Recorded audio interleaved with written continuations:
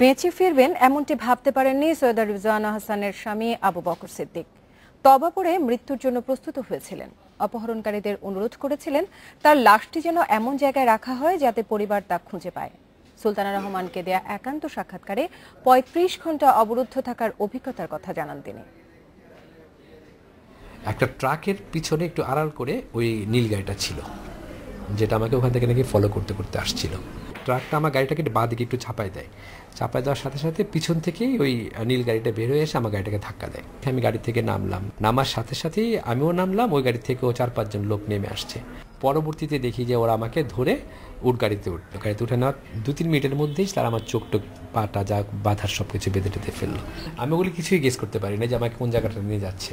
সেটা হয়তো বা কালীগঞ্জ সাইডে হবে অথবা গাজীপুর সাইডে কোথাও হবে, কারণ ওটা একটা পাহাড়ের উপরের দিকে ছিল বাংলোটা যেখানে আমাকে নিয়ে রাখছে। ওদের একজন বস মানুষ আসলে রাখতে, তখন আমি ওদের বললাম জিনিসটা যেরকম, ভাই আমার এটি একটু খুলে দেন, আমি তো প্রেশারের রুগী, হাই ব্লাড প্রেশারের, আমার বাথরুমটা একটু খুলে দেন, আমি একটু বসে থাকি। তারপর বলছি ওষুধ টুষুধ খাস নাকি? আমি বললাম আমার একটু প্রেশারের ওষুধ যদি অ্যারেঞ্জ করে দিতে পারেন খুব ভালো। আর নামটাম বললাম, বলার পর সে ঠিকই সব প্রেশারের ওষুধ কিনে টিনে নিয়ে আসছে। এরা হয়তো ঢাকার থেকে কিডন্যাপ করে নিয়ে গেছে, নিয়ে যে আর একটা গ্রুপের আন্ডারে আমাকে দিয়ে দিছে, কারণ আমার তো গাড়ি চেঞ্জ করছে।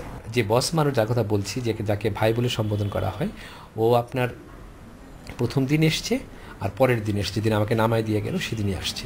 এর মধ্যে মাঝখানে সে আর কখনই আসে নাই। তো প্রথম দিন এসে জাস্ট আমার সাথে একটু কথাবার্তা বলে গেল, আমার থেকে টাকা টোকা নিবে এই ধরনের কথাবার্তা বললো। ওই লোকটা বলল, আচ্ছা তোকে মেরে ফেললে তো আমি টাকা পাবো না, তার চেয়ে একটা কাজ করি, তোকে ছেড়ে দিই, আর আমি তোকে একটা বিকাশ নম্বর পাঠাবো, তুই ওখানে ১ কোটি টাকা পাঠিয়ে দিস। তো পরবর্তীতে এসে মনে হচ্ছে এটা আসলে টাকার জন্য করে নাই, এটার পিছনে অন্য কোনো বড় কোনো কিছু একটা থাকতে পারে। দ্বিতীয় দিন যখন সে আমাকে বলেছিল সকালের দিকে আসবে, সে যখন আসছে না, তখন একটা পর্যায়ে আমি ধরে নিয়েছি আমাকে হয়তো আজকে রাতে মেরে ফেলবে। এটা আমার মধ্যে একেবারে চলে আসছিল। আমি আল্লাহর কাছে তবা টবা কেটে আমি মোটামুটিভাবে নিজেকে প্রস্তুত রাখার চেষ্টা করছি, কারণ আমার তো চোখ বাঁধা, কখন গুলি করবো আমি তো জানবো না। আমি তখন মোটামুটিভাবে নিশ্চিত নিজেকে তৈরি করে রাখছি যে ঠিক আছে, আল্লাহ যদি মেরেই ফেলে তো কিছু করার তো না এখানে।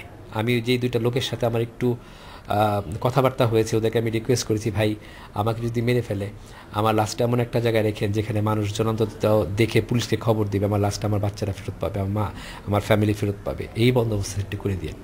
এটুকু শুধু আমি দেখছি, আর কিছু বলতে পারবো না। এই ভয়টাই মনে ছিল।